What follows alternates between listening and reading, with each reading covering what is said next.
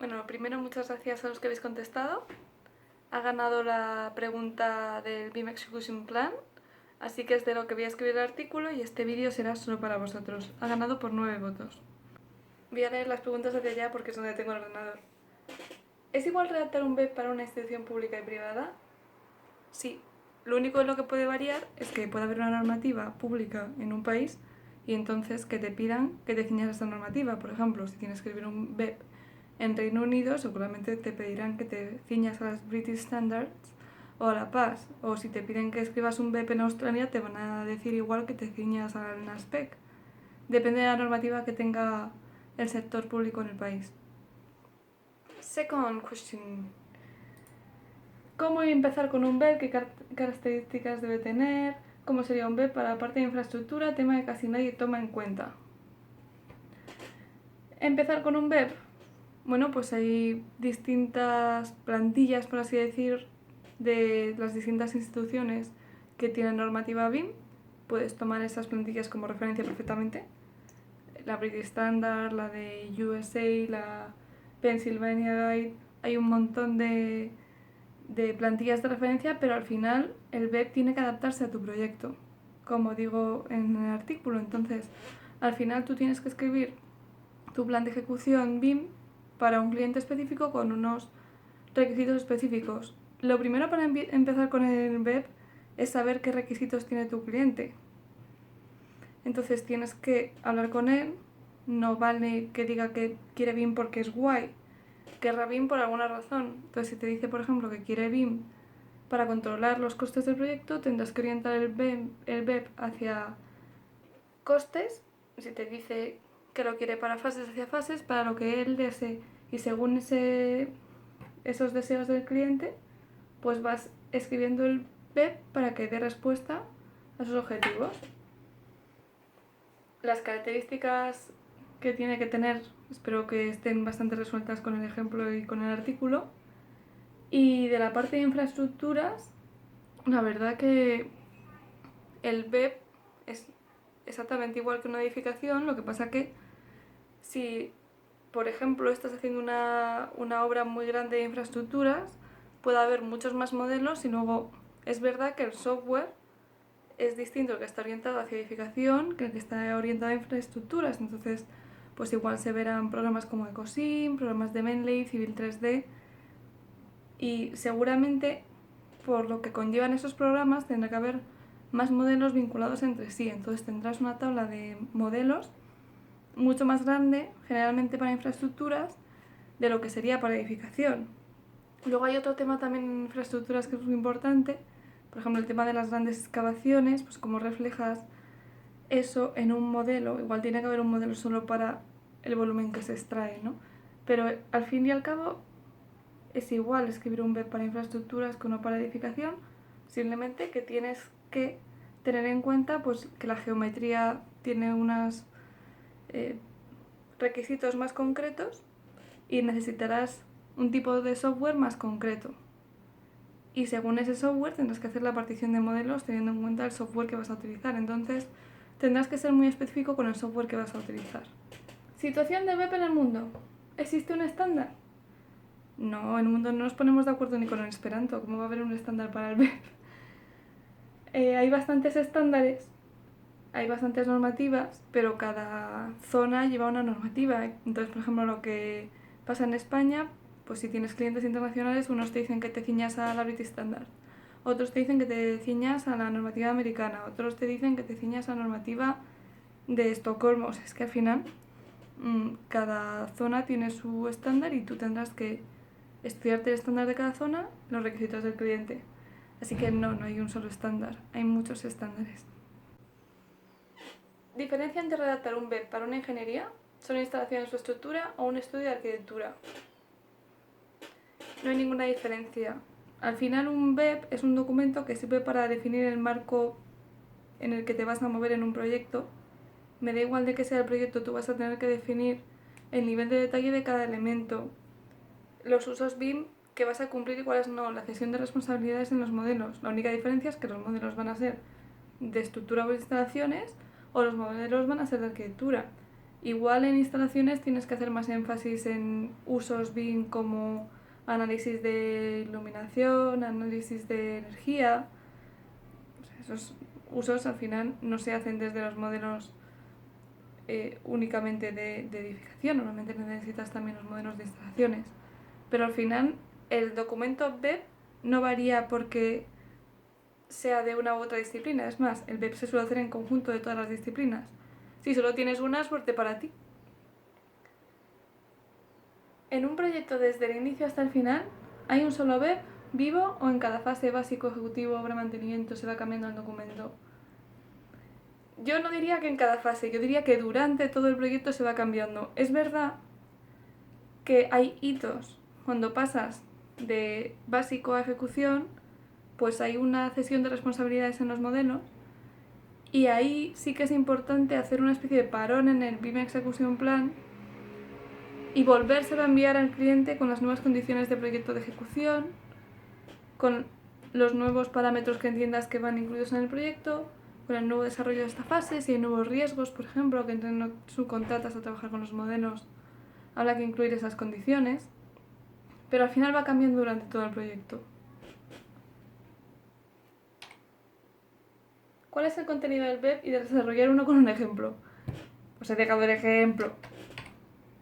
¿Se puede considerar el desarrollo de un BEP como un proyecto? ¿Se puede desarrollar con un estándar PMI? A ver, la redacción de un BEP no es un proyecto. La redacción de un BEP es parte de un proyecto y es un documento más del proyecto. No se puede considerar escribir un BEP como un proyecto en sí. Es solo uno de los documentos que acompañan el global. Y de momento que yo sepa no hay ningún estándar de Project Management que haya incluido el BIM en el proceso.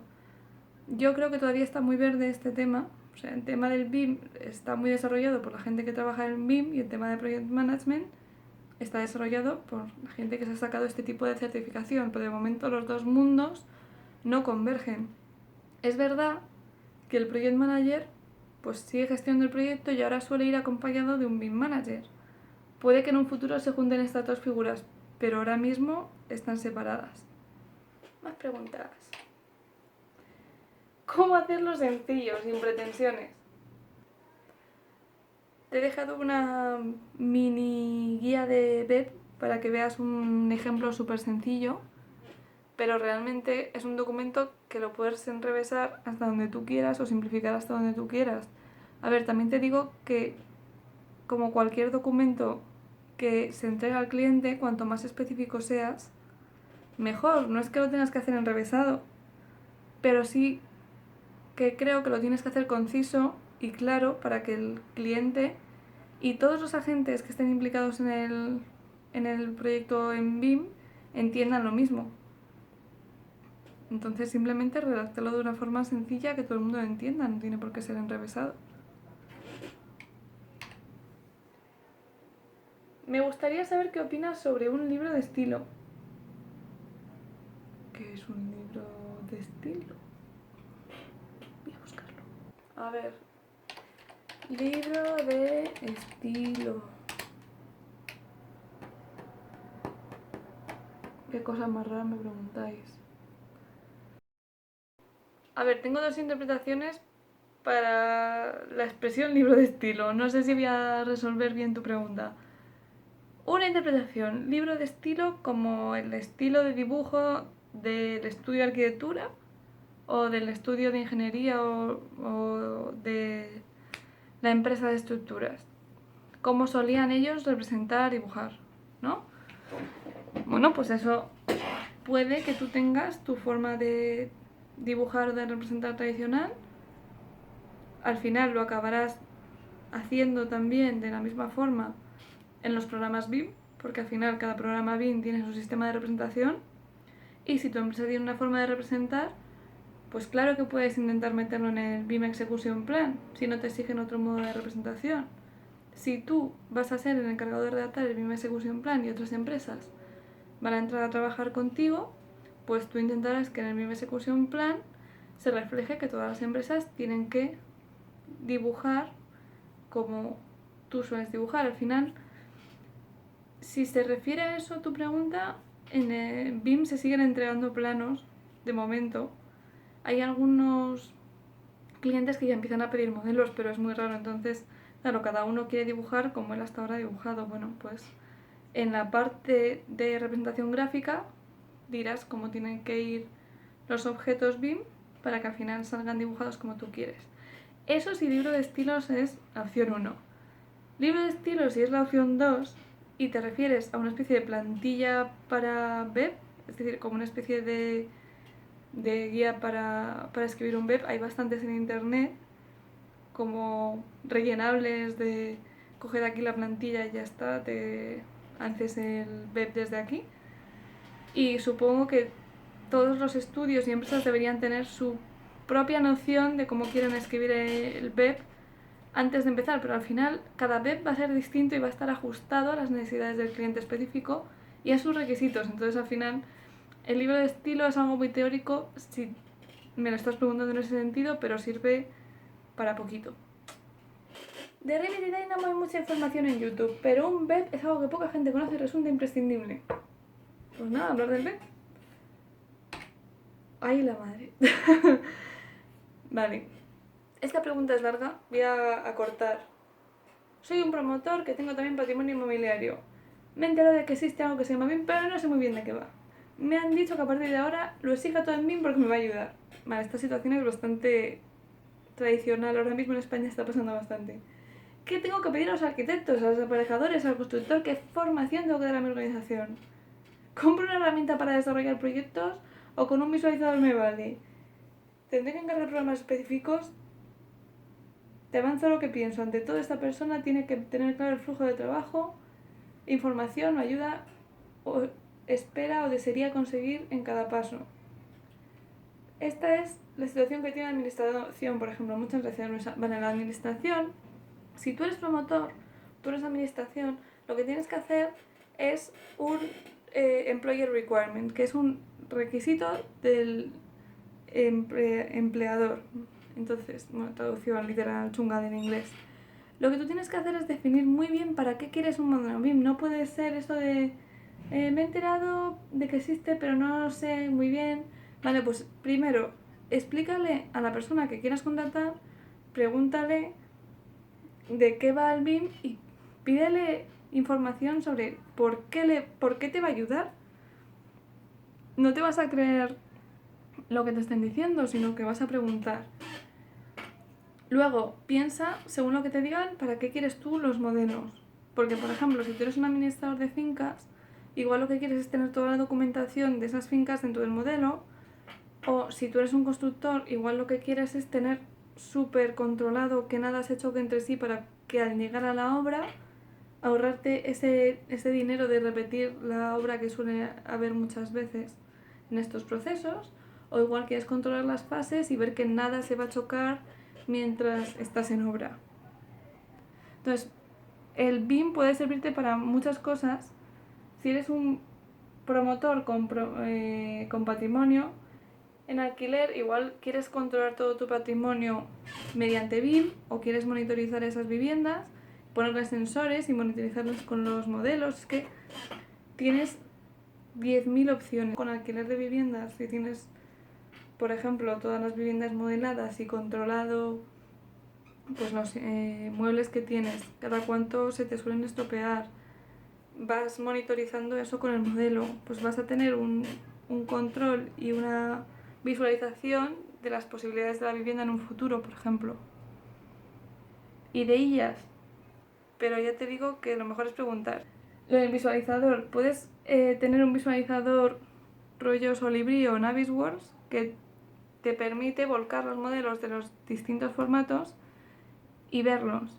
Nunca va a ser tan efectivo como tener el archivo nativo porque en la transición entre el programa nativo y el programa de unión de los distintos archivos se va a perder información. Entonces, si quieres tener un control real, sí que te sugeriría que al menos tuvieras pues, una versión de prueba del programa nativo que vayan a usar tus diseñadores.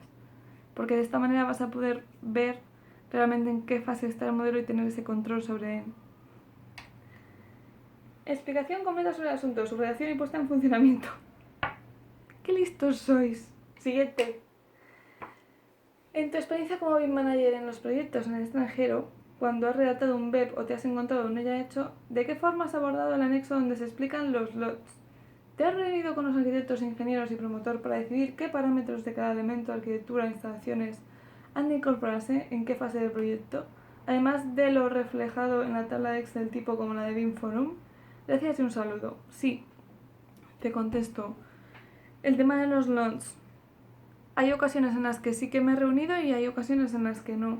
Para proyectos más específicos o que teníamos dudas sobre si el cliente había entendido bien lo que estaba solicitando, me he reunido con los distintos equipos y les he preguntado a ellos mismos, oye, mira, ¿qué elementos piensas que es imprescindible que vayan en esta fase? Y de estos elementos, ¿cuáles nos pueden dar más problemas? A ver, no puedes hacer una tabla con absolutamente todos los elementos que va a llevar tu proyecto porque te volverías loco. Entonces, lo que yo he tendido a hacer es a coger los elementos más problemáticos y explicar cómo los vamos a desarrollar según la fase y qué información van a llevar básica. A ver, voy a poner un ejemplo para que se entienda mejor. Por ejemplo, en un túnel teníamos que reflejar cómo íbamos a reflejar la excavación de ese túnel. Además, el cliente nos pedía fases. Entonces explicamos que íbamos a dibujar el volumen de extracción y que lo íbamos a dividir en proyecto básico iba a ir solamente el volumen, en proyecto de ejecución íbamos a poner los cachitos de tierra que extraíamos y al final iban a venir los cachitos y en qué momentos se extraían según el proceso de la tuneladora, por ejemplo. Entonces no vas a poner absolutamente todo en la matriz de LOD, pero sí los elementos más problemáticos y sí, reúnete con el equipo de diseñadores y decide qué elementos son estos y hasta dónde va a ir cada uno. Porque si no, esa matriz de LOD no sirve para nada y al final temas de tabla Excel tipo como la del BIM Forum o guías que hay circulando por internet igual no te sirven para tu proyecto específico. Y en el caso de definir qué es LOD, pues sí que suele ir según la definición tipo. Pero luego a la hora de la verdad todo el mundo mira las tablas y mira los casos específicos. Y si hay alguna otra duda durante el proceso de proyecto, pues se puede seguir especificando. Se le explica al cliente y ya está. Vale, ¿necesario para proyectos pequeños? ¿Desde qué volumen es recomendable? Esta pregunta es interesante porque mucha gente piensa que se puede saltar el tema de escribir un BIM Execution Plan o MIDP simplemente porque el proyecto es pequeño. Entonces, aquí te doy mi opinión. Igual otra persona te dice lo contrario. Esto es mi opinión.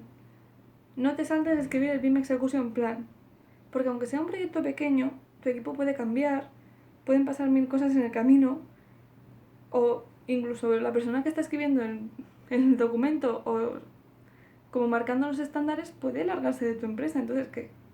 Te quedas sin saber ni cuáles eran las guías básicas, te quedas sin saber cómo orientar al equipo.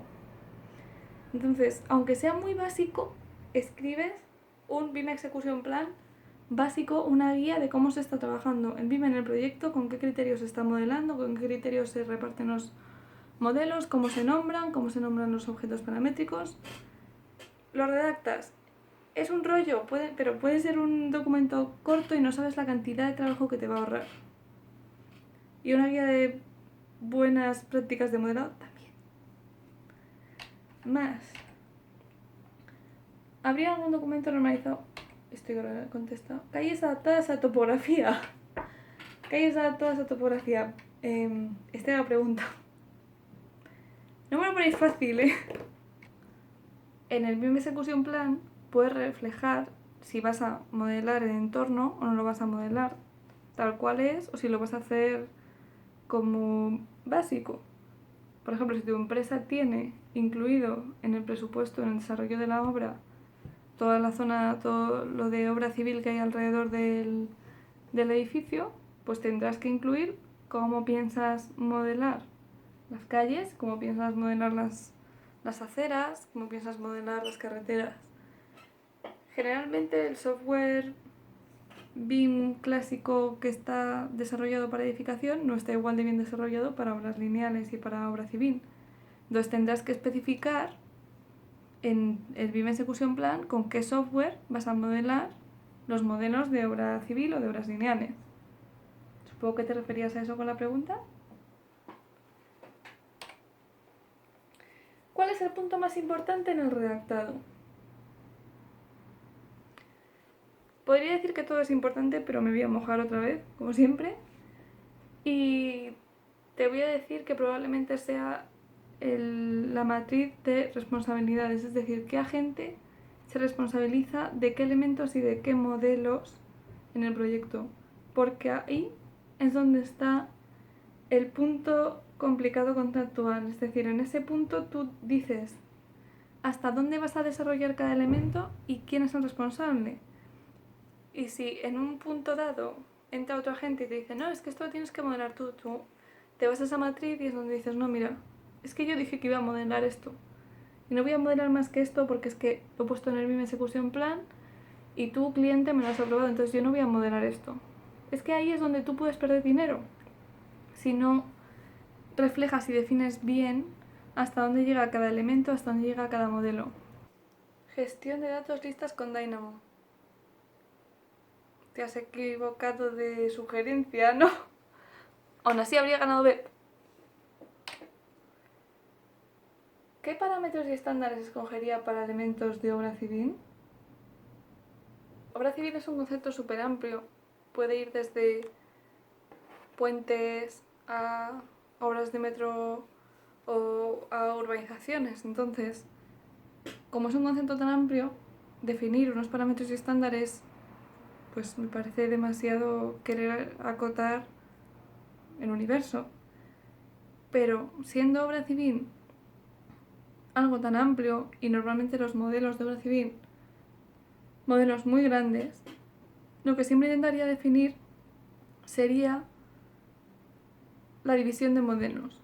Es decir, definir unos máximos de tamaño que puedan tener los modelos y cómo se van a dividir esos modelos entre sí. Por ejemplo, si estás haciendo un túnel, pues definir si los modelos van a ir por secciones, o si estás haciendo una urbanización, definir en qué parte se va a dividir esa urbanización. Igual lo divides por segmentos, por cuadrantes, o si vas a hacer un puente, pues igual si vas a dividir el modelo en distintas franjas, eso sería una de las cosas que definiría. ¿Qué es lo que se necesita para organizar un BEP? ¿Con qué temas empezar? ¿De qué manera me servirá esto? ¿Es necesario? ¿Cuánto tiempo me demanda hacerlo? ¿Estará completo? ¿Podré usarlo en diferentes situaciones? ¿Necesita de estudios específicos para realizarlo? Como ya os he dicho, BEP es específico para según qué proyecto. Podéis tener una plantilla, pero realmente esa plantilla no os va a servir para la mayoría de los casos, sino que la vais a usar como algo orientativo. ¿Y cuánto tiempo se tarda en hacerlo? Pues depende mucho del proyecto. Si tú vas a tener que trabajar con un proyecto gigantesco y van a haber muchísimos agentes, vas a tener que prestar mucha atención a ese BEP. Igual estás pues un mes redactándolo. Pero sin embargo, si tu BEP es un documento interno para un proyecto chiquitito que vais a haceros en 3 semanas, no puedes estar un mes redactándolo. Tardarás un día en hacer una guía básica de BEP a nivel interno y ya está. Entonces dependerá muchísimo del proyecto. Bueno, espero que os haya servido esta contestación a las preguntas. Voy a intentar subir este vídeo cuanto antes y muchísimas gracias de nuevo por escribirme. Hasta luego.